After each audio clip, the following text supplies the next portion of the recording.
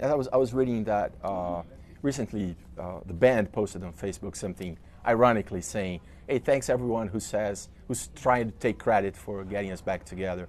I'd like to ask you guys, what was the real driving force that made you guys come back together again? Actually, it had a lot to do with Paul Tollett of Coachella. You know, he started talking about it. It seemed real. So at that point, I just, told my people that they could go ahead and start talking to people and see what's going on. And then as it became more real, then I text Fernando and asked for Slash's number, and then Fernando texts his mom and is like, "If this is a joke, I'm gonna kill you." But when you guys signed up for Coachella, did you think at the time it was going to be a one-off kind of thing, and then only later it developed into a full tour? No, it started with talking about Coachella, but at the same time that those talks were starting, there were people involved with Coachella, agencies and things. So they were having these conversations about what they could possibly do or not. So it was all being considered. So both of you already had it in mind that, well, this might end up turning into a full-blown tour. We started talking like in the spring, Yeah. I mean, but it's like everybody's people were finding out about possibilities and things like that, and then we started talking together in the spring and stuff.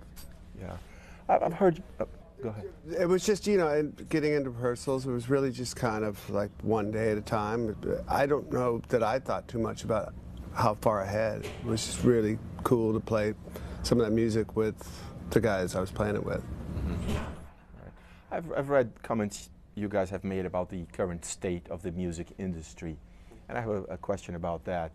Let's say if you guys were, let's say, 17 at this day and age, the exact same guys you were 30 years ago, do you think the whole environment of music, of the business, would allow a band like Guns N' Roses to be born? I don't know. I don't recall what I've said about the state of music. Yeah. But go ahead. I don't know what I would, be gravitating towards out there, and what medium I would be listening to it in. I mean, you meet people that, some listen to the radio, other people are like, what's radio, now. Yeah. Other people listen to internet radio, Streaming services. Yeah, streaming services. Or some people like collect CDs, and some people collect cassettes now, And yeah. So I don't know. I don't know where I would be, what I'd be gravitating towards. And I have 18 and 16-year-old daughters, so I'm so informed by what.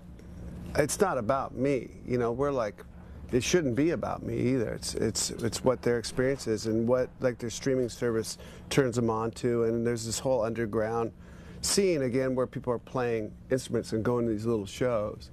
And I've gone to a couple with them. It's a whole new thing that we might have recognized, maybe. But I'm not sure. In LA, you mean? Hey, on the West Coast. On the West Coast. I've seen, yeah. Gone to a couple you mean different small things. clubs, that kind of Small. thing? Yeah, there's a place called The Smell, and it's like on Skid Row, and it smells, and and it's $5 to get in. And CBGBs all over again. ish. Yeah, but the kids, they take like Uber there. All right. A little bit different. Yeah. All right. Do you go out to see music, Axel, at all? Not lots, no. I'm not, oddly, I guess, I'm not really a live performance guy. But I'd rather watch sports on TV rather than, most of the time, than go to an actual game. I'd rather, because I like the close-ups and all of that. So I'll watch some things if it's filmed, but I'm not so much seeing things Going live out. a whole lot. Talking about small venues, what was it like for you guys to be back at the Troubadour and do a Guns N' Roses show? Great for about a song and a half. When you Yeah. Yeah. He broke his foot, second song, man. But you went on, didn't you? Yeah. Did you realize I had broken your Yeah, I was pretty sure I did. Yeah, you said it. You said it. I think I broke I was my foot. pretty sure I did. foot? Okay. You know, and because my sister had just broken her leg a few months before, and she'd made this comment. She goes, you know, when you break something, you know. And all of a sudden on stage, I was like, she's right. You you know. And then, yeah. Yeah. And you guys are doing dates in November in Brazil. And of course, Axel, you have these very strong Brazilian connections, so to speak. The whole family that's so close to you. For those who are watching us who may not be very familiar with that story, could you sum it up for us, your Brazilian Well, connections? I've been enslaved for several years now by a Brazilian family that torture me, and they make me go sing and stuff. Go back to Guns N' Roses? Yeah, you know, they whip me. No. No, seriously. No. I met Betta in '91 and her family, and then we've been together in ways since then, you know. And Betta's been a big help with everything behind the scenes with Guns N' Roses. Her family's been very supportive. Fernando has worked his way up in this business, doing all kinds of things, you know, with Guns N' Roses, but also with other companies and things. And you know, been everything from doing baggage and wardrobe to being a tour manager and stuff, and doing the jobs well. So, and he's also worked with all the managers that I've worked with and learned from them, and knows also how to communicate with them. So it seems to be something that, you know, they like to be involved with, and it helps everything, and plus they're a big family, you know, and I like the family environment, and it helps keep things kind of insular. Cool. And you guys are talking, I've heard talk of a possible new record. You have new material. I think you have shown stuff to both Duff and Slash. Does it, for someone who comes from my generation, we're pretty much the same generation, does it bother you that your new record might not be available physically, that there won't be like a real CD? Or even if there is a real CD, people will probably listen to it online on streaming services. How do you deal with that new environment? It doesn't bother me. It except for in terms of like if you're interested in, say, the, you know, album art and stuff. In ways I can get it, because I think that in some ways there were not as many artists doing a lot with the artwork of the album that you can't just do in photos somewhere. But that was something you gave a lot of thought to, right? The right cover. Try to. Yeah. You know. And that's gone now. How do you? Well, I'm an observationalist in this, and I've been the person in my house going, you gotta buy if it's Joan Jett, you buy the record, and I'm looked at like I'm an alien. Like that's one extra button to push. You know, that's it. And the art is really secondary, and they experience their music a whole different way. And so, but I think there is that, like Axe said, like people are now, again, collecting cassettes and vinyl. Like I see 15, 16, 17, 18-year-olds getting a record and looking at the things. So that might just be a niche, but you know, it's all about streaming. And you have collaborated over those years when you, after Guns N' Roses split, so to speak. You have collaborated both with Slash and Axl. But Axl and Slash hadn't played together or been together for quite a long time. I'd like to ask you what it was like, the moment when you actually got together with Slash for this reunion. Was it at someone's house?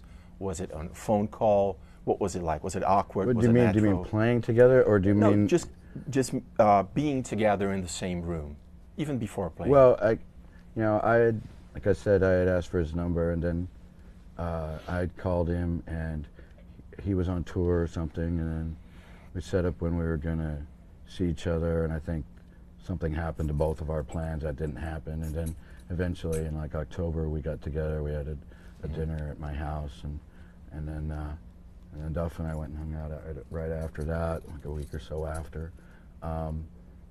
And then it was just kind of like talking and planning. You know, initially we were going to do some kind of promos and stuff, and then other things came up that got in the way of that.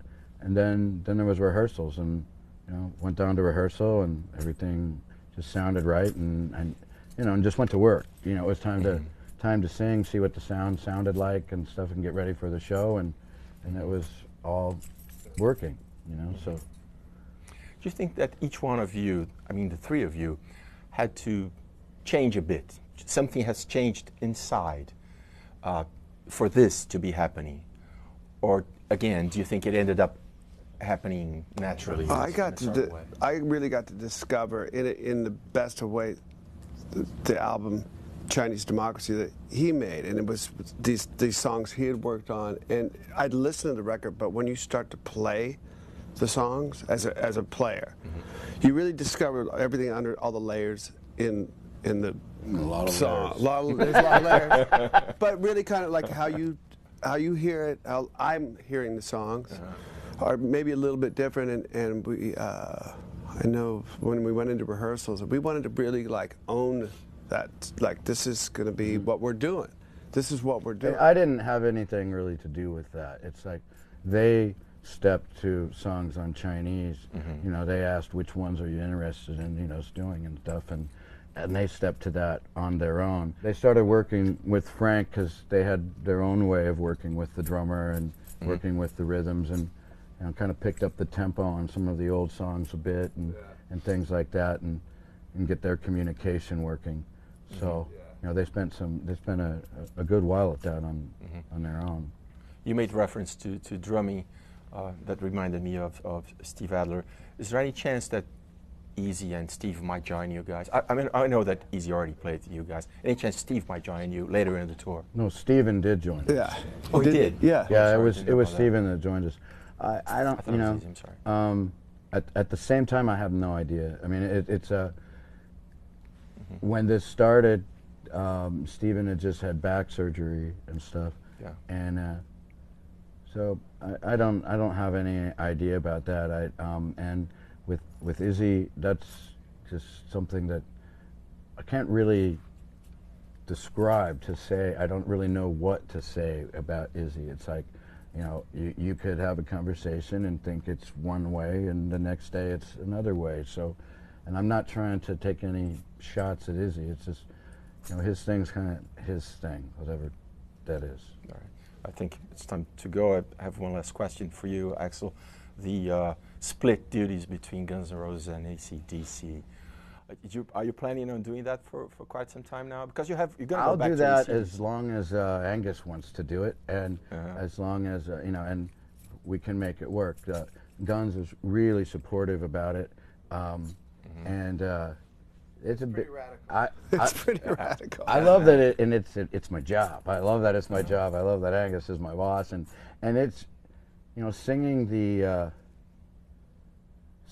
early Brian songs, the first couple albums with Brian. It's like those are something else to sing. So it's physically a different animal and another kind of work, and I take pride in doing it, you know. But it's a hard thing. So then after, in its own way. So after this, then there's a few days, and then I'll do another 10 shows with AC/DC. And after that, it's kind of whatever Angus wants to do. All right. One final question I have to ask you. What do you have to say to the Brazilian fans who are waiting for the show in November? Some of the shows are already sold out. What can they expect? And what special recollections you have of Brazil? You've been there quite a few times. What we have to say? We're coming. Yeah, we're coming. We're coming. We're on the way. I remember the first time we went there was no internet or anything in 1990 or whatever it was. And 91. 91. And going down there and really kind of sort of having an idea, but we'd never been down there before. and showing up getting into the airport. And I remember the Gulf War started as we were flying. Like the pilot came on there. Oh, really? The Gulf War has started. Like what? And we landed, and there was thousands of kids at the airport. I hadn't seen that. Japan a little bit, but Rio was a whole different thing, and that was our welcome. Like thousands of people, and then thousands of people outside of the hotel. And then we played 2 sold-out nights at the Americana Stadium, and that was... Yeah, and it was not common for bands at their peak to go to Brazil. That was a very unusual thing, so that was maybe well, I think it was Globo yeah, that wanted us to come there, that had talked with our management and stuff about us going there, you know, and we were really glad to do it. Yeah. You know, we were excited to do it. Yeah. Right, I hope you have a good one there. Wish I had more time, but I think you guys are supposed to be on stage soon.